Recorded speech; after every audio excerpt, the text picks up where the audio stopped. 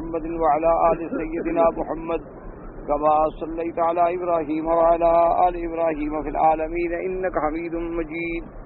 قال الله تعالى في كلامه المجيد: أعوذ بالله من الشيطان الرجيم. بسم الله الرحمن الرحيم.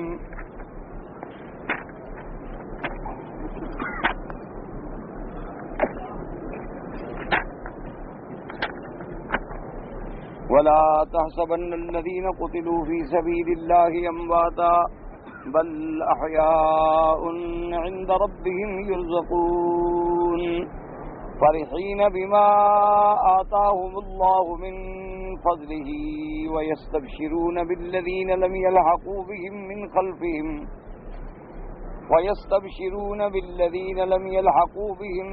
من خلفهم ألا خوف عليهم ولا هم يحزنون يستبشرون بنعمة من الله وفضل وأن الله لا يضيع أجر المؤمنين الذين استجابوا لله والرسول من بعد ما أصابهم القرح للذين أحسنوا منهم واتقوا أجر عظيم الذين قال لهم الناس إن الناس قد جمعوا لكم فاخشوهم فزادهم إيمانا وقالوا حسبنا الله ونعم الوكيل فانقلبوا بنعمة من الله وفضل لم يمسسهم سوء واتبعوا رضوان الله والله ذو فضل عظيم إنما ذلكم الشيطان يخوف أولياءه فلا تخافوهم وخافون إن كنتم مؤمنين. اللہ تبارک و تعالی نے کلام مقدس کی ان آیات مبارکہ میں جو سورۃ آل عمران کی آیات ہیں ارشاد فرمایا ہے کہ جو لوگ اللہ کے راستے میں قتل ہو گئے، مارے گئے، شہید ہو گئے، انہیں تم مردہ نہ کہو، وہ زندہ ہیں اور اپنے رب کے ہاں انہیں رزق بھی دیا جاتا ہے. اس کے بارے میں کل کے درس میں نے کچھ باتیں عرض کی تھی. سب سے بڑی بات تو ان آیات مبارکہ میں رد ہے مشرکین کا، اور دوسری چیز اس میں جو ہے وہ استبشار ہے، مومنین کے لیے بشارت ہے، اور دشمنوں کے لیے اس میں بہت بڑا رد ہے کہ کافروں نے احد کی جنگ جیتنے کے بعد جو ہے نعرہ لگایا تھا ابو سفیان نے کہ یومن بیوم بدر، کہ دیکھو آج ہم نے بدر کا بدلہ لے لیا. تو میرے آقا سرکار مدینہ صلی اللہ علیہ وسلم نے تو اسی وقت جواب دے دیا تھا. آپ نے فرمایا تھا حضرت عمر رضی اللہ تعالیٰ عنہ سے کہ ابو سفیان کو جواب دو کہ کیا تم کہہ رہے ہو کہ یومن بیوم بدر قتلانا لیسوا سوا قتلانا فی الجنت و قتلاکم فی النار. تمہارے جو مارے گئے وہ جہنم میں گئے، ہمارے جو قتل ہوئے وہ جنت میں گئے، تو برابر ہم کیسے ہیں؟ برابر تو ہم کسی حال میں نہیں ہو سکتے. مومن تو ہر حال میں فائز المرام ہے، کامیاب ہے. وہ چاہے زندہ ہے الحمدللہ غازی کہلائے گا، اگر اللہ کے راستے میں قتل ہو گیا شہید کہلائے گا. اور شہید کا تو اتنا بڑا مقام ہے کہ اسے ایسی حیات مل رہی ہے کہ جس حیات کا کوئی تصور بھی نہیں کر سکتا. تو اس لیے اللہ پاک نے ایک تو ان کا رد فرمایا، اور دوسرا اس میں مومنین کے لیے اتنا بڑا استبشار ہے اور اتنا بڑا اعزاز ہے کہ آنکھوں کے سامنے کٹ جانے والے لوگ جنگ احد میں جن کی لاشیں ہمارے سامنے تڑپ رہی ہیں، ٹکڑے ہو گئے، لیکن اللہ فرماتا ہے خبردار ان کو مردہ نہ کہو. اللہ میاں ہمارے سامنے تو وہ مرے ہیں، ہمارے سامنے. کیونکہ ایک تو ایسی بات ہوتی ہے نا کہ چلو کوئی آدمی ہم سے 2000 میل دور کہیں اس پہ موت آئی، ہمیں اس کی موت کی کیفیات کا کوئی پتہ نہیں ہوتا. اور ایک آدمی وہ ہے جو ہمارے سامنے جس پر موت آئی. تو صحابہ رضوان اللہ علیہم اجمعین تو جنگ احد میں بالکل علانیہ شہید ہوئے، اور بعض صحابہ تو ٹکڑے ٹکڑے ہو گئے۔ بعض صحابہ نے تو حضور صلی اللہ علیہ وسلم کے دفاع میں اپنی جانیں پیش کر دی، ان کے ہاتھ چھلنی ہو گئے، بدن چھلنی ہو گئے۔ اور سیدنا حمزہ سید الشہداء ام رسول اللہ صلی اللہ علیہ وسلم بطل من ابطال الاسلام، سیدنا حمزہ رضی اللہ تعالی عنہ کو وحشی نے ہندہ زوجہ ابی سفیان کے کہنے پہ مسلح کیا، ٹکڑے ٹکڑے کیا، مسلح مانا ٹکڑے ٹکڑے کر دینا، اور ان کا کلیجہ مبارک نکالا گیا، یعنی سینہ چیر کے اندر سے کلیجہ نکال کے لے گیا اور ہندا کو دیا، اور اس نے کچا کلیجہ چبانے کی کوشش کی۔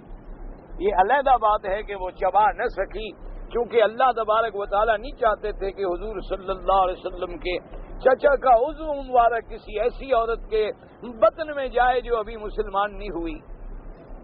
تو اتنی واقعات ہو جانے کے ایک صحابی کو بہن نے صرف انگلیوں سے پہچانا، اور صحابہ رضوان اللہ علیہ مجمعین کو اتنے زخم لگے اور اتنے غم لگے، لیکن اللہ نے فرمایا کہ میرے مدنی صلی اللہ علیہ وسلم آپ فرما دیجئے کہ وَلَا تَحْسَبَنَّ الَّذِينَ قُتِلُوا فِي سَبِيلِ اللَّهِ أَمْوَاتًا، تم ہرگز گمان نہ کرو الَّذِينَ قُتِلُوا، یہ نہیں کہا اللہ نے کہ ما قتلوا ما قتلوا ما ماتوا، ان پہ موت نہیں آئی یا وہ قتل نہیں ہوئے، اللہ نے فرمایا نا قتل تو ہو گئے، موت تو آئی، لیکن اس کے بعد ان کو مردہ نہ کہو۔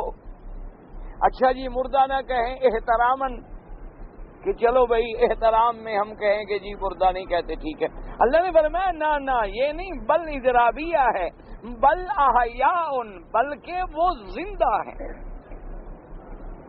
اللہ میاں یہ بھی زندگی شاید اعزاز ہو، اعزازی طور پہ کسی کو کہہ دیا جائے کہ وہ زندہ ہے، جیسے آپ نے دیکھا ہے نا کہ بڑے بڑے علماء، بڑے بڑے صلحاء، بڑے بڑے عباد، بڑے بڑے زہاد، یا جیسے آج بھی محاورتاً ہم کہہ دیں دیکھو جی امام بخاری رحمت اللہ علیہ زندہ ہیں، ہر جگہ بخاری شریف پڑھائی جا رہی ہے، امام مسلم رحمت اللہ علیہ، امام نسائی رحمہ اللہ، امام مالک، امام شافعی، امام احمد بن حنبل، امام ابو حنیفہ رحمہم اللہ تعالی علیہم اجمعین، اللہ کے کروڑوں رحمتوں ان پر بھی محاورتاً آدمی کہتا ہے کہ زندہ ہیں، کیوں کہ ان کا کام زندہ ہے، ان کا عمل زندہ ہے، ان کا مشن زندہ ہے، وہ جو بنیاد رکھ کے گئے تھے وہ بات زندہ ہے۔ آج کوئی دنیا کا دینی مدرسہ نہیں جہاں بخاری شریف نہ پڑھائی جاتی ہو، کوئی دنیا کا مدرسہ نہیں جہاں سیاستہ کی کتابیں نہ پڑھائی جاتی ہوں، کوئی دنیا کا دینی مدرسہ نہیں، کوئی مسلمانوں کا یعنی دنیا میں کوئی جماعت نہیں، کوئی معاشرہ نہیں جہاں کوئی فقہ کا مسئلہ پیش نہ آئے اور ان فقہا کی کتابوں کا حوالہ نہ دیا جائے۔ ہر وقت ہر آدمی کو کہیں نہ کہیں کوئی نہ کوئی مسئلہ تو پیش آئے گا، اور جب پیش آئے گا تو لازماً ان سے ہم رجوع کریں گے، مراجعت کریں گے۔ تو اس لیے آدمی محاورتاً بھی کہہ دیتا ہے کہ بھائی وہ تو معلوم ہوتا ہے کہ جیسے زندہ ہیں، یا جیسے باقاعدہ محدثین رحمہم اللہ نے اور بڑے بڑے علماء کرام نے یہ بطور محاورہ بھی کہا ہے کہ اگر ترمذی شریف کسی گھر میں موجود ہے تو گویا اللہ کا نبی کلام کر رہا ہے، کیونکہ حضور کی ساری سنتیں ساری کتاب میں موجود ہیں، حضور کا سارا عمل جو ہے موجود ہے۔ تو اللہ نے فرمایا کہ نہ میرے مدنی، ہم اعزاز نہیں، ہم صرف ان کا اکرام و اشراف میں نہیں کہہ رہے ہیں کہ زندہ احیاء عند ربہم یرزقون، وہ رزق دیے جاتے ہیں، وہ ایسے زندہ ہیں کہ جیسے زندہ کو دنیا میں بھی زندگی میں رزق کے بغیر تو کوئی زندہ نہیں رہ سکتا، اس کو اس کی جب حیات ہے تو رزق ہے، جب حیات ختم تو رزق بھی ختم ہو گیا۔ یہاں ہم کہتے ہیں نا جی ہمارا دانا پانی ختم ہو گیا، بھائی جب تک دانا پانی ہے تو ہم زندہ ہیں، اور جب ختم ہو گیا تو ہم مر گئے، لیکن اللہ فرماتے نہیں، وہ تو رزق عند ربہم یرزقون، وہ تو رزق دیے جا رہے ہیں۔ تو اس لیے میں نے عرض کیا تھا، اور اس بات کو ذرا آپ مزید تھوڑا سا توجہ فرما کے دماغ میں رکھ لیں انشاءاللہ، تو اللہ کی رحمت سے بات سمجھ آ جائے گی۔ اللہ تبارک و تعالیٰ چاہے تو بات دل میں ڈال دیں، انسان تو کچھ بھی نہیں ہوتا، انسان تو ایک ضعیف ہے، قدر مستطاع وہ ایک سعی کرتا ہے۔ یاد رکھیں ہمیشہ کہ دیکھا ہوگا آپ نے قرآن میں کہ جہاں جہاں اللہ نے ذکر کیا ہے مثلا کہ ختم اللہ علی قلوبہم وعلی سمعہم وعلی ابصارہم غشاوۃ ولہم عذاب عظیم۔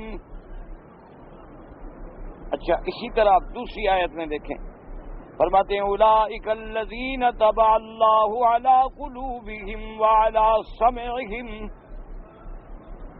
اسی طرح اللہ تبارک و تعالی نے تیسری جگہ آیت افرأیت من اتخذ الہہ ہواہ واضلہ اللہ، اور آگے آتا ہے وختم علی سمعہ وقلبہ۔ تو میرے کہنے کا مقصد یہ تھا کہ سارے قرآن میں دیکھو اللہ فرماتے ہیں کہ کافروں کو ہدایت نہیں مل سکتی، اور اللہ نے فرمایا میرا مدنی سواء علیہم انذرتہم ام لم تنذرہم، ان کے لیے ڈرانا نہ ڈرانا برابر ہے، آپ انہیں ڈرائیں یا نہ ڈرائیں لا یؤمنون، یہ ایمان نہیں لائیں۔ کیوں کہ ہم نے ان کے دلوں پر مہر کر دی ہے، بل طبع اللہ علی قلوبہم، اور مہر کر دی ہم نے ان کے دلوں پر اور ان کے کانوں پر اور ان کی آنکھوں پہ پردہ، ان کی آنکھوں پہ پردہ ہے۔ تو اب دیکھیں جب دل ہی کام نہ کرے، مہر لگ جائے، اور پھر قوت سامعہ بھی کام نہ کرے، قوت باصرہ بھی کام نہ کرے، تو پھر ہدایت کے لیے تو سارے راستے ہی بند ہو گئے۔ تو اس لیے اب ان کو ہدایت نہیں مل سکتی۔ اچھا، سارے قرآن میں تو جہاں جہاں بھی اللہ نے فرمایا کہ ان کو بات سمجھ نہیں آ سکتی کیونکہ ان کے دلوں پہ ہم نے مہر کر دی، ان کے کانوں پہ ہم نے مہر کر دی، ان کے آنکھوں پہ ہم نے پردہ ڈال دیا ہے، تو اب دیکھ ہی نہیں سکتے۔ جب دیکھ نہیں سکتے تو ان کو صراط مستقیم کہاں نظر آئے؟ لیکن اللہ نے کانوں کا ذکر پہلے کیا ہے اور آنکھوں کا بعد میں کیا ہے، یعنی سارے قرآن میں آپ دیکھ لیں جہاں جہاں اس قسم کی آیات آپ کو نظر آئیں تو وہاں پر جو ہے قوت سامعہ جو ہے یعنی سننے کی قوت وہ تو پہلے ہے، اور جہاں جہاں قوت باصرہ کا تعلق ہے وہ بعد میں۔ اچھا، کسی جگہ اللہ نے یہ کر دیا کہ آنکھوں کا ذکر مقدم ہے، لیکن وہاں مہر کی بات نہیں۔ یاد رکھیں وہاں یہ ہے مثلا کہ لہم قلوب لا یفقہون بہا ولہم اعین لا یبصرون بہا، وہاں ہے نہ دیکھنا، یہاں ہے مہر کی ہدایت نہیں مل سکتی کیونکہ ان کے دل بھی بند، کان بھی بند اور آنکھیں بھی بند۔ تو کان پہلے ہیں اور آنکھیں بعد میں۔ اس کی وجہ کیا ہے؟ یاد رکھیں علماء نے فرمایا کہ دنیا میں جتنا علم حاصل ہوتا ہے، دنیا میں جتنے علوم ہمیں حاصل ہوتے ہیں یا سمعی ہوتے ہیں یا بصری ہوتے ہیں، کیا مانا؟ یا تو ہمیں علم سننے سے حاصل ہوگا یا ہمیں علم جو ہے وہ دیکھنے سے حاصل ہوگا۔ مثلا ہم نے کعبہ شریف دیکھ لیا، علم حاصل ہو گیا، یہ ہمیں بصری طور پہ حاصل ہو گیا۔ ایک ہے کہ ہم نے سنا ہے لیکن دیکھا نہیں ہے، تو علم دو یعنی طریقوں سے حاصل ہوتا ہے، یا سمعی طور پہ یا بصری طور پہ۔ اور اسی میں دیکھیں کہ جتنے علوم ہیں وہ چونکہ اکثر جو ہیں وہ سمعی ہیں، اکثر علوم جو ہیں وہ سمعی ہیں۔ یاد رکھو کیوں کہ جنت ہے، سنا ہے نا، دیکھا، نعیم جنت ہیں لیکن ہم نے دیکھا، جنت میں حوریں ہیں ہم نے دیکھا، رضوان ہیں ہم نے دیکھا، اللہ کا عرش ہے ہم نے دیکھا، اللہ کی کرسی ہے لیکن ہم نے دیکھا، سدرۃ المنتہا ہے لیکن ہم نے دیکھا، ملائکہ ہیں ہم نے دیکھا نہیں ہے، میزان ہے ہم نے دیکھا نہیں ہے، صراط ہے ہم نے دیکھا نہیں ہے، اعراف ہے ہم نے دیکھا نہیں ہے، جہنم ہے ہم نے دیکھا۔ تو اب یہ سارے علوم جو ہیں ہمیں صرف سننے سے حاصل ہوئے ہیں، دیکھنے سے حاصل نہیں ہوئے ہیں، کیونکہ ایسی چیزیں ہیں کہ ہم دیکھ سکتے ہی نہیں۔ اچھا، ویسے بھی قدرتی بات ہے، اگر آپ غور کریں تو سننے کا علم جو ہے نا یہ ہمیشہ پہلے ہوتا ہے۔ کیا مانا؟ آپ سوئے ہوئے ہوں، اگر آپ کو نیند ہے، آپ گھر میں سوئے ہوئے ہیں اور کوئی آدمی دروازہ کھٹکھٹائے تو پہلے آواز آئے گی، آواز جب آئے گی تو پھر آپ ہڑبڑا کے اٹھیں گے، اوہ کوئی دروازہ کھٹکھٹا رہا ہے، پھر جا کے دیکھیں گے۔ سب سے پہلے آواز کانوں میں داخل ہوگی، آواز پر اب آپ نظر پھیریں گے کہ کیا بات ہے، دیکھیں گے کون ہے، کون آ رہا ہے، کون جا رہا ہے، فلاں ہے۔ تو اس لیے اگر ہر بات پر آدمی یہ مطالبہ کرنا شروع کر دے کہ جی میں نے نہیں دیکھا ہے، تو ساری دنیا کے علوم بصری تو ہے نہیں کہ دیکھنے سے حاصل ہوں۔ تو کسی چیز کا نہ دیکھنا جو ہے وہ اس کے نہ ہونے پر دلالت نہیں کرتا۔ ایک آدمی نے اگر قطب شمالی نہیں دیکھا تو اس کا مطلب ہے وہ نہیں ہے۔ ایک آدمی نے اگر منجمد شمالی نہیں دیکھا تو اس کا مطلب ہے کہ وہ کہے جی میں نے نہیں دیکھا۔ تم نہ دیکھنا جو ہے یعنی عدم و رؤیت شے جو ہے وہ عدم کو تو مستلزم نہیں ہوتی کہ کسی چیز کا نہ دیکھنا جو ہے۔ اس لیے اب جتنے علوم ہیں، اب دیکھو قیامت والے دن جب کافروں کو جہنم میں ڈالا جائے گا تو پتہ ہے وہ کیا کہیں گے؟ کیوں ہم جہنم میں جا رہے ہیں؟ قالوا لو كنا نسمع او نعقل ما كنا في اصحاب السعیر۔ اگر ہم سنتے تو رہے، کیا مانا ہے؟ یعنی سن کے ہم مان لیتے بات، ایسا سننا جو نفع پہنچائے وہی سننا ہوتا ہے۔ تو اگر ہم سن لیتے یعنی مان لیتے اور سمجھ لیتے تو آج ہم جہنمیوں میں نہ ہوتے، لیکن ہم نے اللہ کے نبی کی بات نہ سنی نہ مانی تو آج نتیجہ ہمیں جہنم نکلا۔ تو اس لیے اب جب ہم نے اپنی اینک اتار دی، اپنے عقل کو، اپنے تمام حواس خمسہ کو اور اپنے عقل کو تابع کر دیا سرکار مدینہ محمد مصطفیٰ کے صلی اللہ علیہ وسلم، تو اب یہ سارے مسئلے حل ہو گئے کہ حضور نے فرمایا جنت ہے، ہم نے کہا بالکل ہے۔ کیوں؟ حضور جو کہہ رہے ہیں، حضور نے جو فرما دیا ہے کہ جنت ہے، بس ٹھیک ہے۔ میرے مدنی سرکار نے پھر صرف اتنی نہیں فرمایا گیا ہے، فرمایا میں خود جنت میں داخل ہوا ہوں، میں نے جنت اپنی آنکھوں سے دیکھ لی ہے، اور میرا مدنی جنت صرف نے فرمایا ساری سیر کی، حتیٰ کہ میں نے ایک سفید موتیوں کا محل دیکھا، مجھے بڑا اچھا لگا، تو میں نے جبریل سے پوچھا کہ یہ گھر کس کا ہے؟ تو نے کہا یہ عمر کا گھر ہے رضی اللہ تعالی عنہ۔ تو اچھا اتنی بات بھی کافی تھی، لیکن حضور نے فرمایا کہ عمر میں تمہیں تمہارے گھر کی مبارک دیتا ہوں، اور میرا دل چاہا کہ میں اس گھر کے اندر چلا جاؤں، لیکن میں نے دیکھا کہ سیڑھی پہ ایک عورت بیٹھی وضو کر رہی ہے، تو مجھے تیری غیرت یاد آ گئی۔ میں نے کہا شاید عمر کی غیرت گوارا نہ کرے کہ حضور میرے گھر کے اندر میری عدم موجودگی میں کیسے چلے گئے، تو اس لیے میں داخل نہیں ہوا۔ یعنی اب تفصیل دیکھیں، صرف گھر نہیں دیکھا، گھر بھی دیکھا، گھر کے دروازوں پہ محل کی سیڑھیاں بھی دیکھی، سیڑھیوں پہ بیٹھی ہوئی جنت کی حور بھی دیکھی، اس کے وضو کرنے کی کیفیات بھی دیکھی، اور پھر صرف دیکھا نہیں، جبریل علیہ السلام سے تصدیق بھی کروا لی، اور پھر چپ بھی نہیں کر گئے، آ کے حضرت عمر کو بشارت بھی دے دی رضی اللہ تعالی عنہ۔ تو اب اتنی تفصیل کے بعد ہم معتزلہ یا فرق ضالہ کے اس چکر میں کیوں آ جائیں، یا دنیا کے فلاسفی اور یونان کے فلاسفیوں کے اس الجھن میں کیوں آ جائیں کہ جی جنت کہاں ہے، اور ہم تو چاند تک چلے گئے، اور ہم نے تو زمین کی مدار کے گرد چکر لگا ڈالے ہیں، اور ہمیں تو جنت کہیں نظر نہیں آئی۔ تو ہم ان جاہلوں کی بات مان لیں یا فرمان محمد مصطفیٰ کو مان لیں صلی اللہ علیہ وسلم؟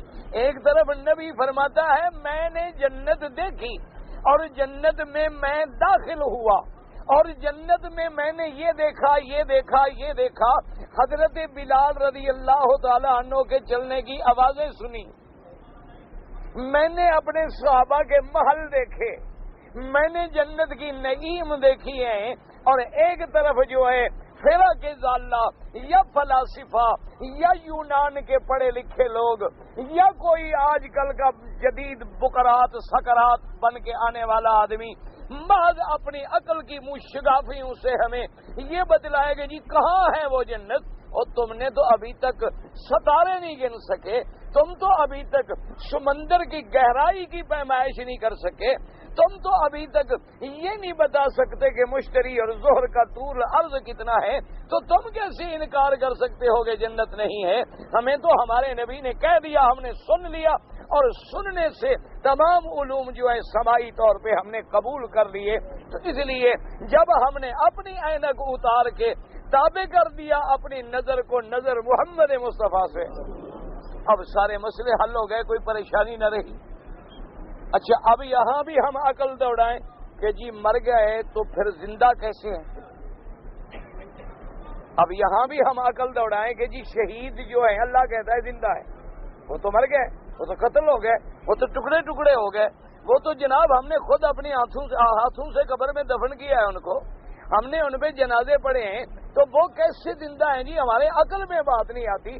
تو اگر ہم صرف عقل کے گھوڑے دوڑاتے رہیں گے تو کبھی بات سمجھ نہیں آئے گی۔ جب ہم اپنی عقل کو تابع کر دیں گے قرآن و سنت کے تو ایک منٹ میں بات سمجھ آ جائے گی کہ حضور فرماتے ہیں میں نے دیکھا میرا صحابی ہے اور اللہ کے فرشتوں کے ساتھ اڑ رہا ہے۔ تو جب حضور نے دیکھ لیا تو پھر آپ کے دیکھنے کے بعد ہماری کیا حیثیت ہے؟ یا تو پھر ہم نعوذ باللہ کلمے کا بھی انکار کر دیں، یا تو ہم دائرہ اسلام سے بھی نکل جائیں۔ اگر ہم دائرہ اسلام میں ہیں اور باقی یہ کہنا کہ جی قبر میں کیسے عذاب ہوگا یا ثواب ہوگا، تو ایک آدمی آپ کے سامنے نیند میں سو رہا ہے، دو دوست ہیں سو رہے ہیں، ایک خواب دیکھ رہا ہے کہ میں باغ میں سیر کر رہا ہوں، وہ لذت اٹھا رہا ہے، دوسرا دیکھ رہا ہے کہ مجھے کوئی ڈنڈے مار رہا ہے، اس کو تکلیف ہو رہی ہے، حالانکہ اس کو اس کا پتہ نہیں اور اس کو اس کا پتہ نہیں۔ اچھا، اور بعض اوقات وہ خوشی میں اڑ جاتا ہے، معلوم یہ ہوتا ہے ابھی ابھی وہ خوش ہو کے نکلا ہے، اور بعض اوقات اس سے خواب میں اتنی تکلیف محسوس ہوتی ہے کہ تکلیف کے ڈر سے اڑ جاتا ہے، اور مجھے بلا کھا رہی تھی اور آنکھ ڈر کے بارے کھل گئی۔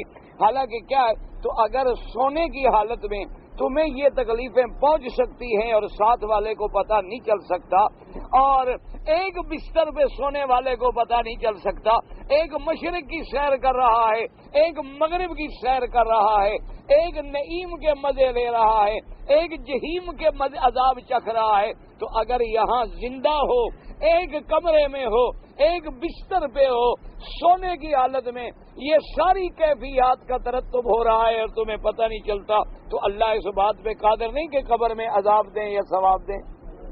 اللہ تبارک و تعالیٰ کے آگے وہاں کیا مشکل ہے؟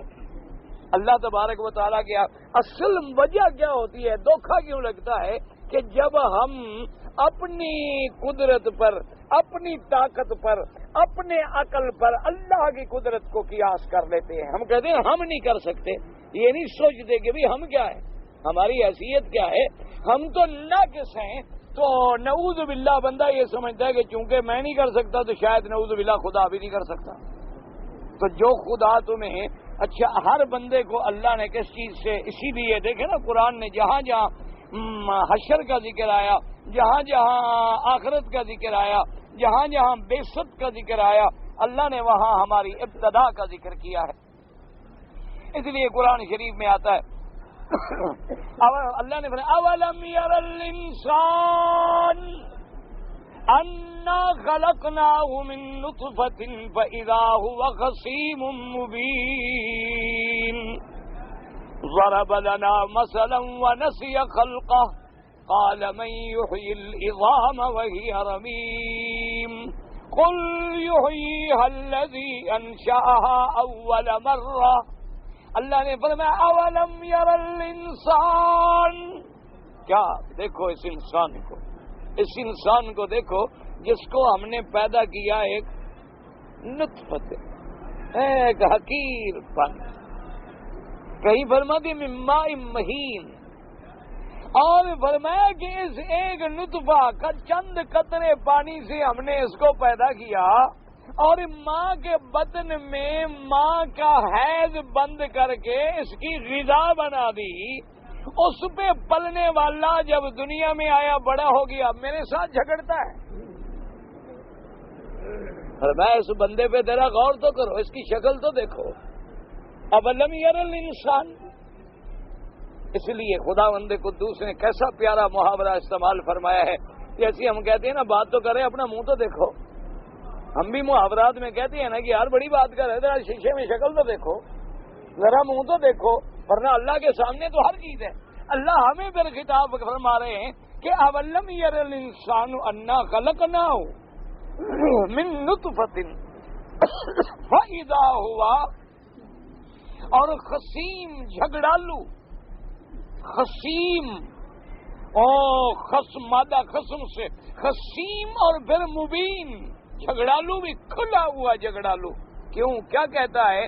دیکھو اس کے جھگڑے سنو، ضرب لنا مثلا، اب یہ بندہ ہو کے خدا کے سامنے مثالیں دیتا ہے، خدا کے سامنے مثالیں دیتا ہے کہ اس کے بعد کہتے کہ من یحیی العظام وہی رمیم، ایک ہڈی بوسیدہ لے کر ہاتھ میں اس کو یوں مسل دیتا ہے، وہ مٹی بن جاتی ہے، پھونک مار کے اڑا دیتا ہے، اور کہتا ہے کہ من یحیی العظام، کون ان بوسیدہ ہڈیوں کو جب یہ ریزہ ریزہ ہو جائیں گی، مٹی ہو جائیں گی، کون اس کو زندہ کر سکتا ہے؟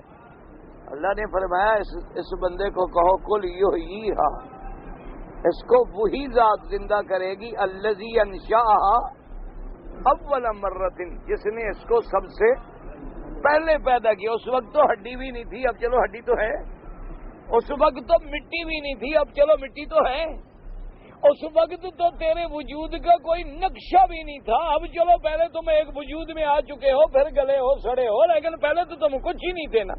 هل أتى على الإنسان حين من الدهر لم يكن شيئا مذكورا إنا خلقنا الإنسان من نطفة أمشاج نبتليه فجعلناه سميعا بصيرا۔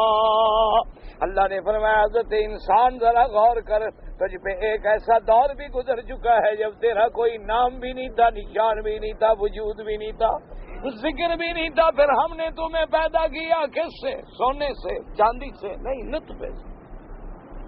تو جب ہم نے بنا لیا تو اب کہتے ہو جی عذاب قبر کیسے ہوگا، اور شہید زندہ کیسے ہوں گے، اور جناب جب ہم مر جائیں گے تو پھر فرشتے کیسے آئیں گے، ہم تو گل جائیں گے، سڑ جائیں گے، ریزہ ریزہ ہو جائیں گے، سوال جواب قبر میں کس سے ہوگا، عذاب کیسے ہوگا؟ یہ باتیں اس لیے کر رہے ہو کہ ہم نے تمہیں پیدا کیا ہے، اس لیے اب اور دوسری بات یاد رکھیں، یہ سمجھ لیں کہ شیخ الاسلام ابن القیم رحمہ اللہ تعالی اور دیگر ائمہ کرام نے، علماء عظام نے، اللہ ان سب کی قبروں پہ کروڑوں رحمتیں فرمائے، اور اللہ ہمیں تمام اہل علم کا ادب نصیب فرمائے۔ تو انہوں نے لکھا ہے کہ ایک بات یاد رکھ لو کہ دنیا میں اور آخرت میں ذرا فیصلے جو ہیں الگ ہیں۔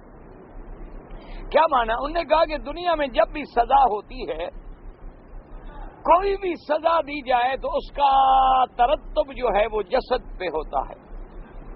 کیا مانا؟ مثلا اللہ نہ کرے ایک آدمی نے کسی پہ تہمت لگائی تو اس کو کوڑے لگیں گے، تو کوڑے ہم اس کی پشت پہ، بدن پہ ماریں گے۔ کسی نے چوری کی تو اس کا ہاتھ کٹے گا تو ہاتھ کاٹا جائے گا۔ اللہ نہ کرے کسی نے شراب پیا تو کوڑے لگیں گے، تو جسد پہ سزا آئے گی۔ لیکن سزا ہم جب جسد کو دیں گے تو روح خود بخود متعلق ہوگی، لیکن روح ہمیں نظر نہیں آئے گی۔ بھائی اب ہم زندہ ہیں، ہمارے اندر روح ہے تو زندہ ہے نا، اگر روح نہ ہو تو زندہ کیسے ہو سکتے ہیں؟ زندگی تو اسی کا نام ہے نا کہ روح ہمارے اندر ہے، اور موت اسی کا نام ہے کہ اخراج روح من الجسد، کے روح جسد سے نکل گئی، موت آ گئی۔ اسی لیے ہے نا کہ جب ملائکہ آتے ہیں، اللہ کے فرشتے آتے ہیں، اگر مومن کی روح ہے، اللہ والے کی روح ہے، اللہ سے دعا کریں اللہ ہم سب کا خاتمہ ایمان پہ فرما دیں، اور اللہ تبارک و تعالی سب کا خاتمہ اپنی رحمت سے آسان فرما دیں، اور اللہ ہمیں عذاب سکرات سے بھی بچائیں، عذاب قبر سے بھی بچائیں، عذاب حشر سے بھی بچائیں۔ تو جب موت کی گھڑی آتی ہے نا تو اللہ کے فرشتے آتے ہیں تو مومن بندے کو مبارکیں دیتے ہیں اور ایک روح سے کہتے ہیں کہ فخر جی یا ایتھا الروح الطیب فی الجسد الطیب فخر جی الی روح وریحان والی رب غیر غضبان، کہ اے ایمان والے کے روح چلو اب تمہارے جانے کا وقت آ گیا ہے، اپنے رب کے پاس چلو جو تم پہ ناراض نہیں راضی۔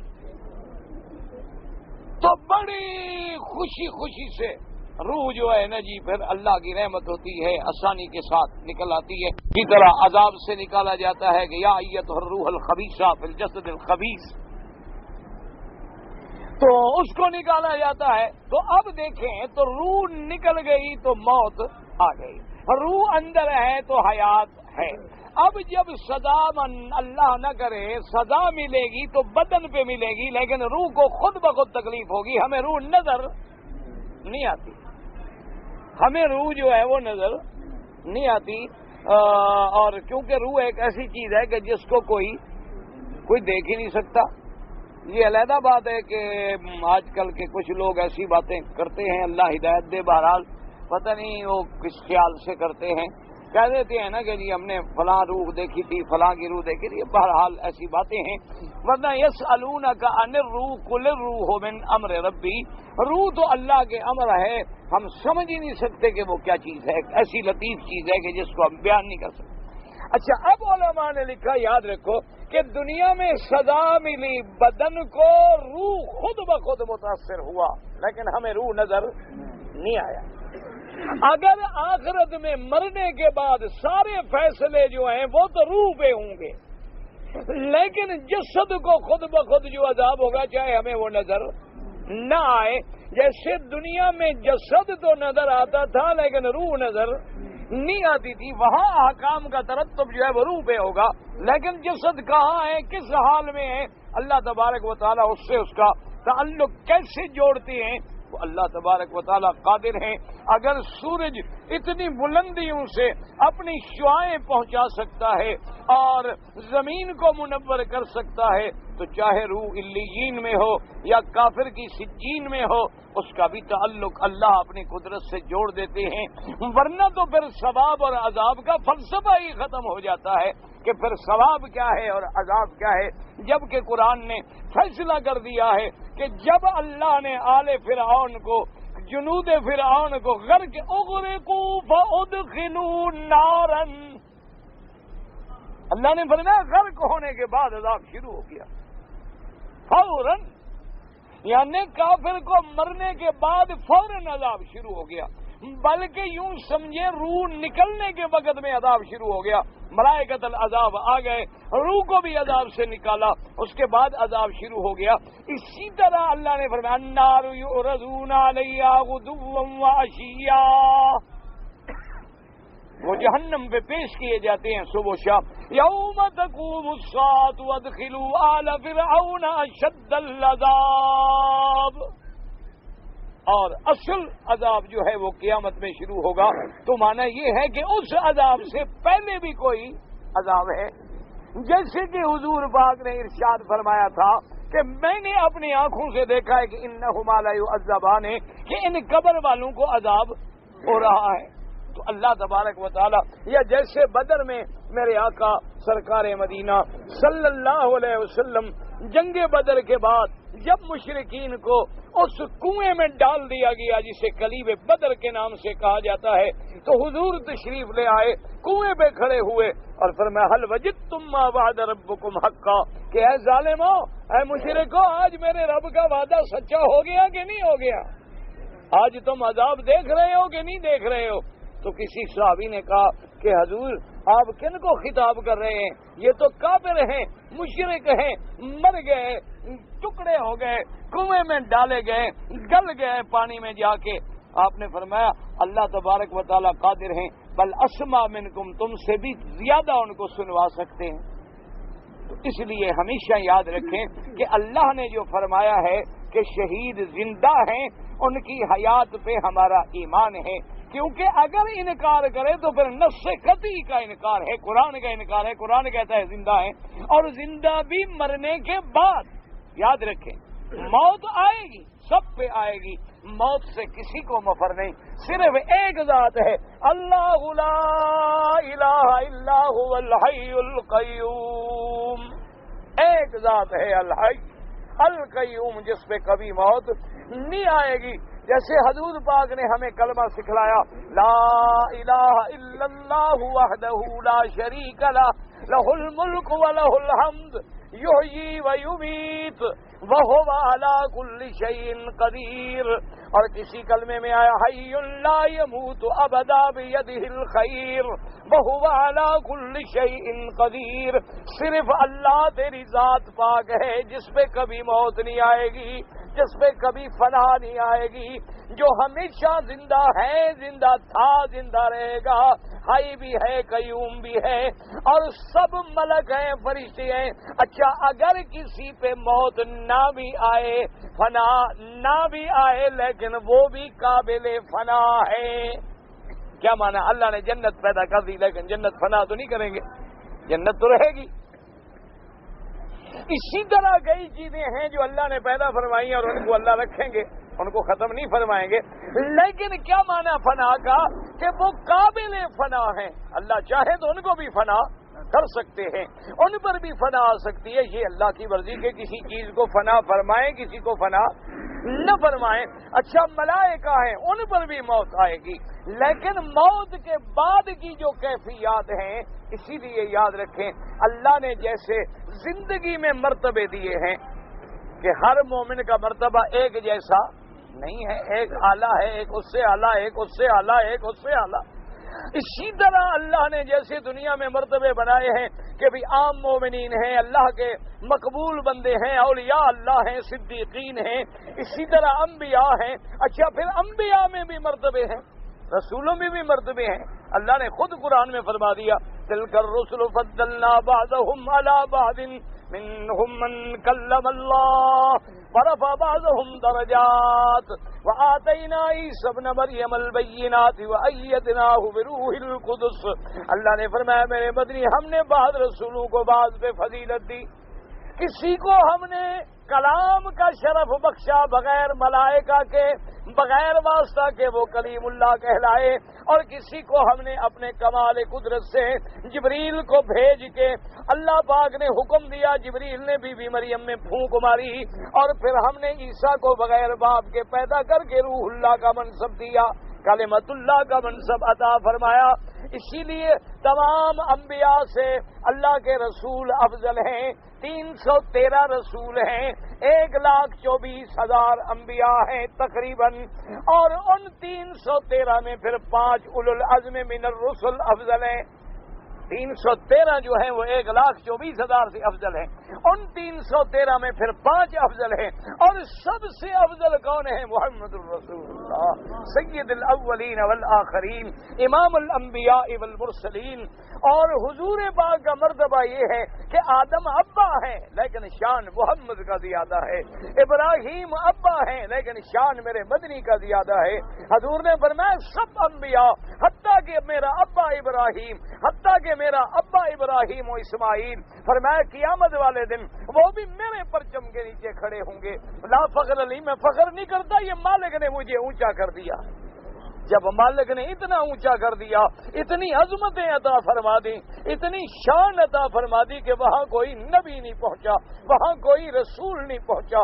اسی لیے حضور کی امت جو ہے وہ تمام امتوں سے افضل ہو گئی۔ تو جب زندگی میں بھی مرتبے ہیں، یاد رکھو موت کے بعد بھی مرتبے ہیں، موت کے بعد بھی پھر مرتبے ہیں، ہر موت کا بھی پھر مقام ہے کہ اللہ نے فرمایا شہید زندہ ہے، آمنا، پھر شہیدوں میں بھی تو مقام ہے نا، ہر شہید برابر تو نہیں نا، سب سیدنا حمزہ کے برابر ہو جائیں گے، سب لوگ جو ہیں وہ سیدنا عمر، سیدنا عثمان و علی خلفائے راشدین کے برابر ہو جائیں گے نا، جیسے ان کے مراتب تھے اسی طرح پھر اللہ نے ان کو حیات دی ہے۔ اچھا ان حیات کی کیفیت کیا ہے اللہ کے سوا کوئی نہیں سمجھ سکتا۔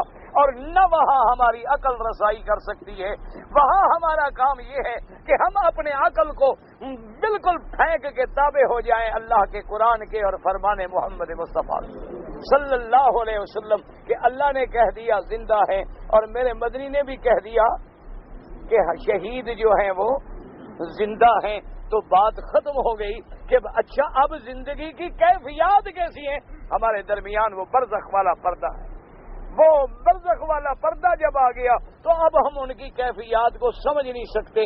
اچھا اسی طرح ایک حدیث پاک میں یہ بھی آیا کہ حضور نے فرمایا کہ اللہ تبارک و تعالی نے شہیدوں کی ارواح کو سبز پرندوں میں ڈالا ہے اور وہ جنت میں اڑتے ہیں, سیر کرتے ہیں, پھرتے ہیں, کھاتے ہیں, پیتے ہیں اور پھر عرش کے نیچے قنادیل لٹکے ہوئے ہیں, پھر آرام کے لیے اس میں تشریف لے آتے ہیں. اندازہ فرما لیں اور یاد رکھیں یہ تو بہرحال مسائل بڑے مشکل بھی ہوتے ہیں تو بہرحال اتنی بات کرنی چاہیے جتنی ہماری سمجھ کے برابر ہو اللہ کی رحمت سے. اس سے زیادہ باریکیوں میں بہرحال کہ ان پرندوں میں تو وہ پرندے بھی نرالے جو جنت میں اڑتے پھرتے ہوں, جو جنت کی سیریں کرتے ہوں. اچھا پھر ایک دنیا کی غذا ہے جو ہم کھا رہے ہیں, یہ بھی تو غذا ہے نا, اور ایک جنت کی غذا ہے, اس کا اور اس کا کوئی مقابلہ ہے؟ جنت کے رزق کا اور دنیا کے رزق کا آپس میں کوئی تقابل ہو سکتا ہے؟ جس کے بارے میں حضور نے فرمایا ما لا عین رأت ولا اذن سمعت ولا خطر على قلب بشر او کما قال سید البشر صلی اللہ علیہ وسلم. حضور نے فرمایا وہ ایسی نعمتیں ہیں کہ جو آنکھوں نے دیکھی نہیں, کانوں نے سنی نہیں اور کسی کے دل میں ان کا گمان بھی نہیں گزرا. ایسی ایسی نعمتیں ہیں. تو اب اللہ نے فرمایا ایک تو ان کی صفت یہ ہے زندہ ہیں, دوسری صفت کیا ہے؟ یرزقون, رزق دیے جاتے ہیں. اچھا میرا اللہ اس کے بعد اور فرمایا تیسری صفت بھی سنو, فارحین بما آتاہم اللہ من فضلہ, اور جو اللہ نے اپنے فضل سے ان کو دیا ہے اس پہ خوش ہیں. خوش تو زندہ ہوگا تو خوش ہوگا نا, زندہ ہو تو خوش ہو, اگر زندہ ہی نہ ہو تو پھر خوش کیا مطلب؟ اور ساتھ یہ بھی فرما دیا کہ فرحین بما آتاہم اللہ من فضلہ, کہ وہ شہداء موت کے بعد فرحین بما آتاہم اللہ من فضلہ خوش ہیں. لیکن یہ بھی یاد رکھو اللہ نے جو ان کو دیا ہے اس کا فضل ہے, اس کا فضل ہے کہ ایسی ایسی نعمتیں عطا فرما دی ہیں کہ وہ اس کا استحقاق سے نہیں پہنچ سکتے تھے, اللہ نے اپنے فضل سے ان کو دے دیا. اچھا اللہ میاں رزق بھی دیے جاتے ہیں, زندہ بھی ہیں, خوش بھی ہیں, اور فرمایا صرف اس بات پہ اپنے لیے خوش, وَيَسْتَبْشِرُونَ بِالَّذِينَ لَمْ يَلْحَقُوا بِهِمْ, اور جو ابھی ان کے پاس نہیں آئے ان کے لیے بھی خوش ہیں. کیا معنی؟ اس کے دو قول مفسرین نے بیان کیے. ایک تو یہ ہے کہ وَيَسْتَبْشِرُونَ بِالَّذِينَ لَمْ يَلْحَقُوا بِهِمْ مِنْ خَلْفِهِمْ, وَيَسْتَبْشِرُونَ ان کے لیے خوش ہوتے ہیں کہ بھئی جو مومن نہیں آئے خوش کیوں ہو رہے ہیں کہ دیکھو ہم اللہ کے راستے میں شہید ہو گئے, آج اللہ نے ہمیں یہ بھی مقام دیا ہے, تو ہمارے جو مومن ایمان پہ ہیں وہ بھی کوشش کریں تو وہ بھی جب مریں گے تو ان کو بھی اللہ ایسی نعمتیں دیں گے, ان کے لیے بھی خوش ہیں. اور بعض علماء نے یہاں ایک روایت نقل کی ہے, انہوں نے کہا کہ جب اللہ تبارک و تعالی کسی شہید کا رشتہ دار ہے, عزیز ہے, قریبی ہے, بھائی ہے, ساتھی ہے, اس کا جو مرنے کا وقت آتا ہے تو شہید کو اطلاع دی جاتی ہے, اطلاع دی جاتی ہے کہ فلاں تمہارا جو دوست تھا نا وہ بھی آنے والا ہے. تو کہا وہ پھر بڑے خوش ہوتے ہیں, بڑے خوش ہوتے ہیں کہ چلو بھی ہمارا دوست اور بھی آ رہا ہے, وہ جو پیچھے رہ گیا تھا نا وہ بھی آ رہا ہے. تو بعض علماء نے فرمایا ان کو یہ خوشی ہے, اور بعض علماء نے فرمایا نہ, اس کا معنی یہ ہے کہ وہ یہ چاہتی ہیں کہ بما غفر لی ربی وجعلنی من المکرمین، وہ ہائے کہ جو اللہ نے ہمیں نعمتیں دی ہیں کاش ہم اس کی بشارت ان کو دے سکتے جو ابھی تشریف نہیں لے آئے، لم یلحقوا بہم من خلفہم۔ اللہ نے فرمایا شہیدو اطمینان کرو، یہ بشارت ہم قرآن نازل کر کے محمد مدنی کی زبان سے پہنچا دیتے ہیں، فکر نہ کرو ہم خبر پہنچا دیتے ہیں۔ اور وہ میرے سب سے بڑی بشارت کیا تھی؟ اللہ خوف علیہم ولا هم یحزنون۔ دیکھو نا، ایک ہوتا ہے ڈر اور ایک ہوتا ہے غم۔ تو اس کے علماء نے یوں کیا کہ آنے والی چیز سے ڈر ہوتا ہے کہ پتہ نہیں کیا ہوگا، ڈر ہے، اور جو چھوڑ آئے اس کا غم ہوتا ہے کہ میرے بچے پیچھے ہیں، ان کا کیا ہوا پتہ نہیں، ان کی روٹی ملی، مقام ملا نہ ملا، کس حال میں ہوں گے۔ تو جو چھوڑ آئے اس کا غم ہوتا ہے، اور جو آگے آنے والا ہو اس کا ڈر ہوتا ہے۔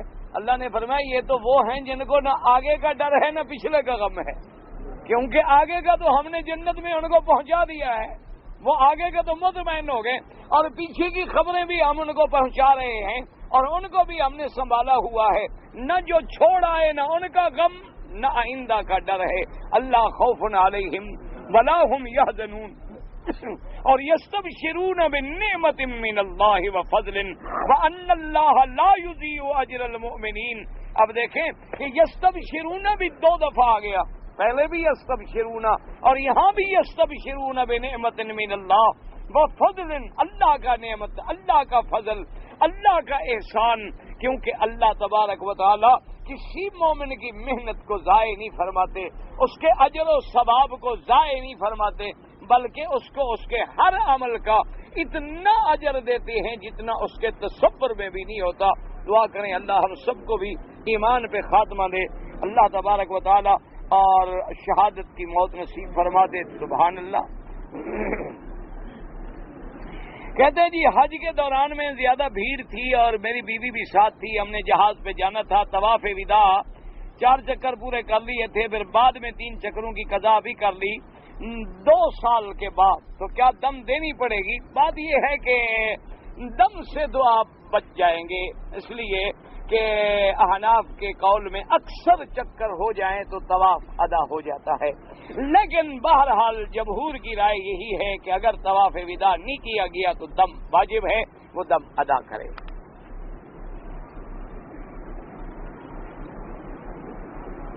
پہلی دعوت حضور نے جودی پہاڑ کی چوٹی سے دی تھی، وہ کون سا پہاڑ ہے؟ یہ بھی غلط ہے کہ جودی پہاڑ سے حضور نے دعوت دی تھی، جب بات ہی غلط ہے تو پہاڑ ڈھونڈنے کی کیا ضرورت ہے؟ اللہ نے تمہیں مکے مدینے پہنچا دیا، ابھی بھی پہاڑ ڈھونڈ رہے ہو؟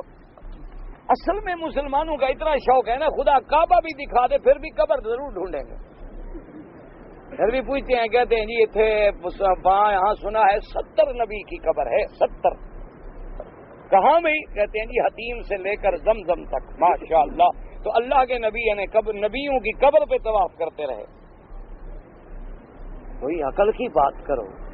جس خود نبی نے حکم دیا ہے کہ قبر کے اوپر پاؤں رکھنا منع ہے، قبروں کے اوپر نہ چلو، قبروں کے اوپر نہ بیٹھو، قبروں پہ ٹیک نہ لگاؤ، قبروں کی طرف رخ کر کے نماز نہ پڑھو، وہ اللہ کے نبی خود کعبے میں طواف کرتے رہے، قبریں نیچے تھی نبیوں کی۔ لیکن ہماری عادت ہے نا، جیسے یہ جودی پہاڑ، وہ نوح علیہ السلام کی کشتی وہاں گئی تھی، حضور نہیں گئے وہاں۔ یاد رکھو یہ جودی پہاڑ جو ہے اس پہ میرے باغ نبی تو دعوت دینے تشریف نہیں لے گئے، وہ تو نوح علیہ السلام کی کشتی وہاں جا تھی، اور اس میں بھی اختلاف ہے، بعض کہتے ہیں ہمالیہ جو ہے یہی جودی پہاڑ ہے۔ تو اس لیے آپ پہاڑوں کے چکر میں نہ پڑیں، حضور پہ وحی کی ابتدا ہوئی ہے تو جبل نور سے، اور سب سے پہلی دعوت حضور جب گھر میں آئے تو بی بی خدیجہ کو ملی، اس کے بعد اللہ نے سیدنا صدیق رضی اللہ تعالیٰ عنہ کو اسلام نصیب فرمایا، تو دعوت تو یہاں مکے سے چلی ہے، جودی پہاڑ سے تو نہیں چلی۔ میرے والد والدہ بیمار ہیں، اللہ سب کو شفا دے، جتنے بیمار ہیں سب۔ جھینگا کھانا جو ہے یہ مکروہ ہے یا حرام ہے؟ بھائی اس میں اختلاف ہے کہ مچھلی ہے یا نہیں ہے، یہ زیادہ تحقیق جو ہے نا آپ ان لوگوں سے کریں جو مچھلی کے بارے میں جانتے ہو، مچھلی ہے تو حلال ہے، ورنہ کراہت ہے احناف کے نزدیک۔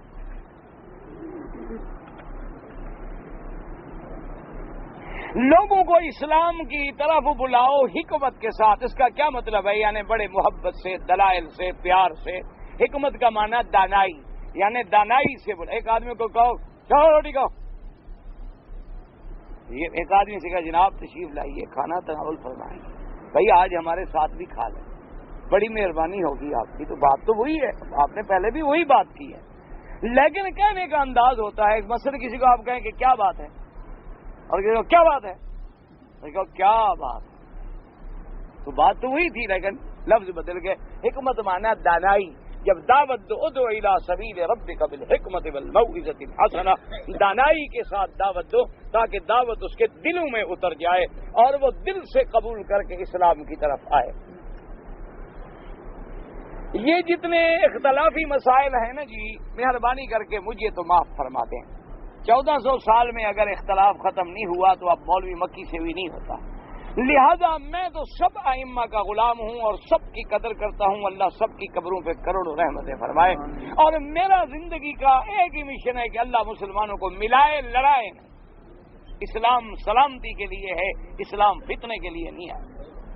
اور یہ بھی میرے یعنی یقین فرمائے ایمان ہے کہ آج جتنی الحمدللہ مثلا ایک آدمی آمین زور سے کہہ رہا ہے، ایک آدمی ایسا کہہ رہا ہے، سب کی نمازیں الحمدللہ درست ہیں. میرے اللہ کو اپنے محبوب کا ہر عمل پسند تھا، ایسی جماعتیں پیدا کر دی قیامت تک مدنی کا ہر عمل زندہ ہے. کوئی جھگڑے کی بات نہیں، کوئی سر پھٹول نہیں، کوئی لڑائی نہیں، کوئی ایسا مسئلہ نہیں ہے.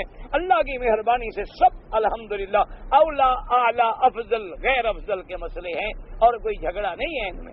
بلا وجہ ان جھگڑوں سے کم از کم مجھے معاف کر دیں.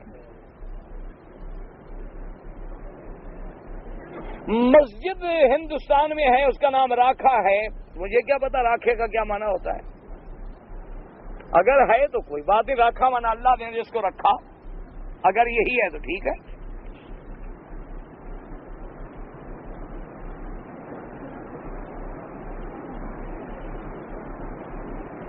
یہ حدیث بخاری شریف میں ہے. آپ نے حدیث جب لکھ لی ہے تو وہاں الحمدللہ مطلب بھی لکھا ہوا ہے. حدیث لکھ سکے ہو، بخاری شریف کھول لی ہے، صرف مطلب تمہیں سمجھ نہیں آیا. اللہ ہدایت دے. بعض آدمی آتا ہے سوال کرتا ہے مسئلہ سمجھنے کے لیے. بعض لوگوں کو عادت ہوتی ہے کہ فتنہ بناؤ. اللہ فتنوں سے بچائے، اللہ جھگڑوں سے بچائے.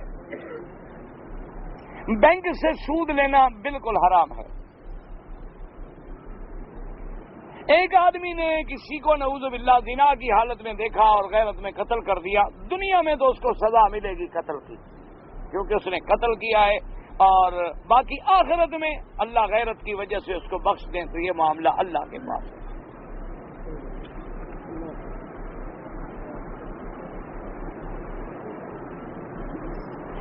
میں سفر سے اپنے گھر گیا تو میرا چھوٹا بھائی جو ہے اس کی بیوی نے مجھے سلام کیا تو میں نے بھی جواب دیا.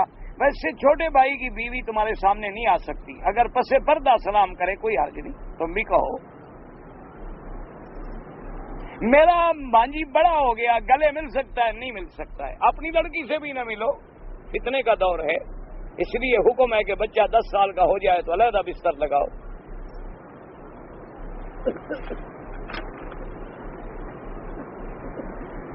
ہمارے ہاں جو بزرگوں کو یا والدین کو جھکتے ہیں، سلام کرتے ہیں، جھکنا ناجائز ہے. سلام کریں، محبت کریں، ماتھے پہ بوسہ دیں، معانقہ کریں. پیر چھونا جو ہے یہ جو ہمارے یہاں رواج ہے بالکل بدعت ہیں. اگر میں وضو اچھی طرح کر لیا لیکن نماز کے دوران پیشاب نکل جائے تو نماز ٹوٹ گئی، پھر وضو کر کے نماز پڑھے. ایک وہ ہے کہ قطرے بند نہیں ہوتے، یعنی نکلتے رہتے ہیں، مسلسل باول کا مریض ہے تو وہ وضو کر لے، انڈر ویئر پہن لے، نماز پڑھتا رہے، کوئی حرج نہیں. کیوں؟ اس کے تو ہاتھ میں نہیں، وہ کیا کرے غریب، وہ تو بند نہیں کر سکتا.